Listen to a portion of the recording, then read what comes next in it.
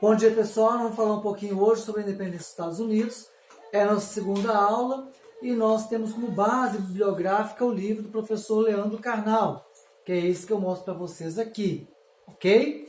Esse livro vai nos pautar a aula de hoje e nós queremos mais do que falar sobre a independência, temos que registrar como que a Inglaterra tornou-se um país colonizador. Então, para iniciar, na página aqui nós temos um pouquinho desses pais peregrinos chegando, e uma das questões que o Leandro Carnal vai tentar desmistificar nesse livrinho é dizer que a América do Norte foi uma colônia fundada principalmente por puritanos e presbiterianos, ou seja, aqueles ligados à reforma religiosa. Não é só isso. Ele vai colocar que é mais do que isso. Outra questão é aprofundar aquelas diferenças entre colônia de povoamento e colônia de exploração, mostrando que a América do Norte foi um pouco dessas duas coisas. Então vejamos. Primeiro, antes de a Inglaterra iniciar a sua colonização, ela teve que lidar com questões internas. As questões internas estavam ligadas principalmente à formação da própria identidade inglesa. Dentre elas, podemos destacar a Guerra dos 100 Anos, a guerra que os ingleses se opõem à França, e aí nós temos a formação da identidade inglesa. Identidade essa que vai unir o povo em torno de uma língua, de uma cultura, de uma tradição, em defesa do próprio local ou da própria ilha, se opondo à nacionalidade francesa. Digamos então que está surgindo a identidade nacional, o sentimento de pertencimento de um povo a um território. Isso vai configurar com a centralização do poder que está ligado à família Tudor. Então, a dinastia Tudor vai ser aquela responsável, por sua vez, por centralizar o poder na Inglaterra e criar as instituições necessárias para que nós tivéssemos uma economia forte, um poder centralizado, um exército que os defendesse e uma cultura única. Nesse caso, 3 monarcas se destacam. Henrique VII, o pai de Henrique VIII, e Henrique VIII, o pai de Elizabeth I.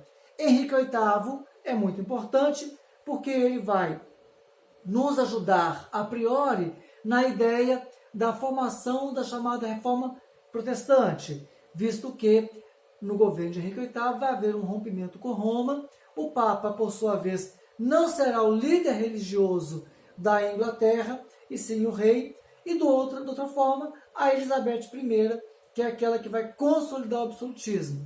Entre Henrique VIII e Elizabeth I, nós tivemos a irmã dela, Mary Tudor, que será responsável pela perseguição religiosa aos protestantes calvinistas dentro da Inglaterra. Então vejamos, como vai se dar isso? No próximo slide eu mostro a vocês a seguinte questão. Uma vez no poder, a família Tudor ela vai ajudar nessa formação de um poder absoluto, visto que ela vai passar por alguns eventos. Eu vou começar de baixo para cima. Primeiro, ela vai nos ajudar aqui na questão das terras comunais. Aquelas terras dos senhores feudais, no qual, por sua vez, os servos tinham todo um trabalho direcionado à subsistência. Eles serão expulsos dessas terras e eles irão, então, ingressar como mão de obra dos trabalhadores assalariados da cidade, ou que nós podemos determinar como proletários. Também vão formar o contingente dos indesejados, órfãos, viúvas, pessoas pobres, mendigos e muitas vezes aqueles adeptos aos roubos e por aí vai. Do outro lado, a reforma religiosa vai colocar para a Inglaterra uma nova religião, que não é somente o anglicanismo, mas é também uma reforma que permitiu a entrada dos calvinistas por meio dos presbiterianos e puritanos. Os presbiterianos escoceses, os puritanos ingleses. Não havia mais só o catolicismo, havia outras formas de manifestação da religiosidade cristã. E por outro lado, a guerra contra a Espanha, quando Elizabeth I vence Filipe II, e aí você vai ter todo um poderio naval da Inglaterra se fortalecendo, permitindo a expansão para outros locais, e a Guerra dos 100 Anos, que deu a identidade inglesa. E aí nós chegamos a uma questão fundamental. Qual é?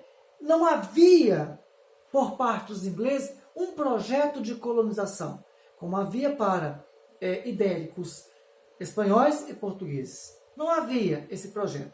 Esse projeto estava ligado principalmente, né, a portugueses na América e espanhóis na América. Já os ingleses não. Eles não tinham ainda a necessidade de sair da Inglaterra. Essa necessidade vai vir quando a Inglaterra precisa de novas riquezas, inclusive para a sua própria indústria, e também se libertar, se esvaziar desse contingente de pessoas indesejadas. Inclusive, muitos, nas perseguições religiosas no governo da Rainha Mary, via numa terra nova uma nova oportunidade.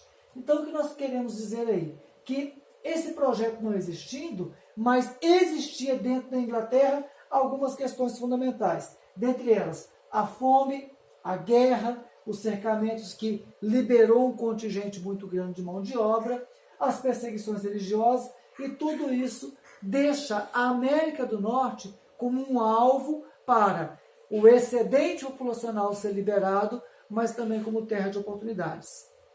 E aí nós podemos perceber o seguinte: o que é que esses colonos desejavam? Qual era o desejo deles? Primeiro, eles buscavam liberdade religiosa.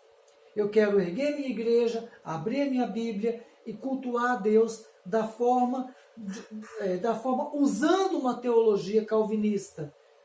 Desse lado, ou puritano ou presbiteriano.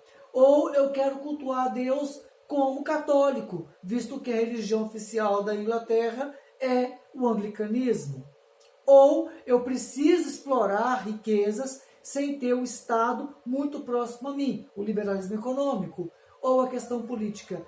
A burguesia desejava manifestação do poder político, visto que já possui o poder econômico. E aí nós chegamos a uma questão. Essa colonização, então, ela vai trazer para nós. Parte dela coincide com o governo de Elizabeth, tanto é que a primeira colônia, que é a Virgínia, vai ser formada em homenagem a ela, né? Segundo, os colonos, eles passam a ter um projeto particular, né? Visto que nessa época não havia um projeto britânico, era muito próximo, a rainha ela concedia privilégios de exploração no Novo Mundo, mas a pessoa arcava com todas as despesas. Então, é um privilégio real concedido a particulares e esse particular arca com todas as despesas. E, para continuar, nós temos então, no outro slide aqui mostrando para a gente, que a coroa, não possuindo os fundos, o dinheiro, os recursos necessários a esse projeto, ela acaba então repassando a particulares. E eles serão feitos da seguinte forma: aquela pessoa, quando descobriu uma riqueza, ela explorava e transferia por meio de impostos parte da riqueza à coroa britânica. Ou a coroa ficava com uma parcela. Nesse ponto, é muito parecido com o tipo de colonização portuguesa no Brasil e no restante da América e da Espanha. Por isso que o Leandro Carnal fala para a gente aqui no livrinho que é muito complicado a gente separar essa ideia de colônia de povoamento e de colônia de exploração. Isso é um esquema. Esse esquema é fácil para compreendermos, mas ele vai uniformizando tudo e não permite que a gente tenha uma real visão do que é esse tipo de colônia. E aí nós caminhamos então dizendo para vocês que nessa colonização, no próximo slide, passado então, ela vai ganhar fôlego quando a Elizabeth morre, ela não tem herdeiros, né, ela não se casou, não teve filhos, e o trono passa para uma família mais próxima, os primos, os escoceses Stuart. De todos que estão aqui, depois vocês podem aprofundar, o mais interessante é Jaime. Jaime, como rei da Inglaterra, ele vai ter uma relação com o parlamento um pouco conflituosa, vai demorar a estabilizar essa relação com o parlamento, e no governo de Jaime vai haver muitas migrações para a América do Norte, e aí vai se consolidar o projeto colonial. De que forma? Vejamos. Vai se consolidar da seguinte forma: uma colonização que a coroa abre mão, ela não mais vai ficar incentivando e ela passa a particulares. Então pode vir quem desejasse quem tivesse fundo. Não é mais aquele indicado pela coroa. Lembrem-se, na América Portuguesa começamos com as chamadas capitanias hereditárias. Era o rei que tinha iniciativa. Na América do Norte começa com a iniciativa na Virgínia, com a formação da Virgínia, mas depois o rei abre para quem desejasse colonizar. E por último, vai se formar então as companhias de comércio. A mais famosa, a Companhia de Plymouth ou a Companhia de Londres. E aí nós temos o seguinte: quem são essas empresas? Elas têm um comportamento parecido com uma empresa capitalista, elas devem dar lucro, devem explorar as riquezas e dar lucro, e mais do que isso, elas são organizadas por comerciantes. Vejamos. Esses colonos, então, quem são eles? Primeiro, são pessoas necessitadas. Segundo, muitos estavam nas cidades sobrecarregando, e digamos que eram excedentes os indesejados, e muitos não podiam pagar pela viagem. Então, muitas dessas pessoas formaram o que nós chamamos de indentured servant, ou os servos voluntários. Eles se voluntariavam para servir até pagar pela viagem e depois ganhavam sua liberdade. Serão os primeiros trabalhadores da América. Já tem uma primeira questão aí. Não são escravos africanos, são servos ingleses, mas também teremos escravos africanos. E aí, terminando a nossa aula, nós podemos dizer também que agora entra o que o Leandro Carnal chama dos Pilgrim Fathers, que são os pais peregrinos, que está ligada principalmente ao que nós conhecemos como aqueles primeiros,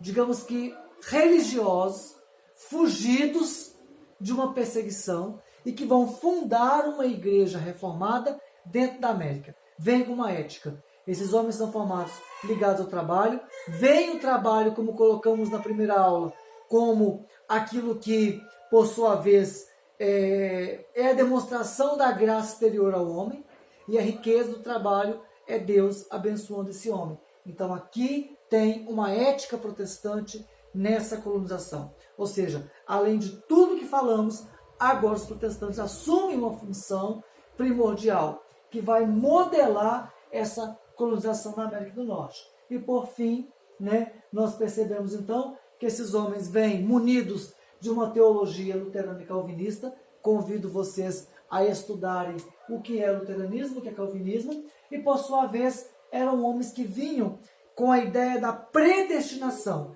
Estavam predestinados a fundar uma nova terra, com liberdade econômica, religiosa e política, e por sua vez todo o trabalho seria para a glória de Deus. Então forma-se colônias trabalhadoras, que acumulam poupança, que acumulam dinheiro, que não gastam dinheiro com coisas fúteis, com coisas vãs, ou com o supérfluo, mas direciona, e o acúmulo de dinheiro não é visto como algo negativo, mas como algo que é a representação da graça exterior aí de Deus. E o que nós vemos com isso é que esses colonos eram. E aí vem a tese do Leandro, que eu acho muito interessante, porque ela vai contradizer os livros tradicionais. A tese é: não são só protestantes, mas quem são eles? São aventureiros, são órfãos, são membros de várias denominações religiosas, são quakers, são calvinistas, são presbiterianos, são puritanos, são mulheres de posses, viúvas, que vêm arriscar. Tem um livro muito interessante chamado Moll Flanders, que vai contar um pouquinho sobre essa história da aventura na América. É um convite à leitura, de Daniel Defoe. Nós temos crianças raptadas, temos órfãos. Os órfãos, enchendo os orfanatos ingleses, são mandados para a Nova Inglaterra para serem servos. Também são negros africanos, principalmente no sul, Virgínia, aquela região toda do sul, e os comerciantes, mas também tem nobres. Então não são a pior espécime, mas também não é uma coisa comandada pelo Estado. E aí, finalizando, nós podemos entender a formação das 13 colônias como, primeiro com Massachusetts, New Hampshire, Rhode Island, Nova York, Pensilvânia, Connecticut, New Jersey, Maryland, Delaware, Virgínia, que é a primeira colônia, Carolina do Norte, Carolina do Sul e Geórgia. Daqui para baixo, mão de obra africana sendo usada, aqui os servos e uma liberdade comercial maior. Percebam, é uma colônia que ela nasce em função da liberdade. Muito obrigado, aguardo vocês na próxima aula.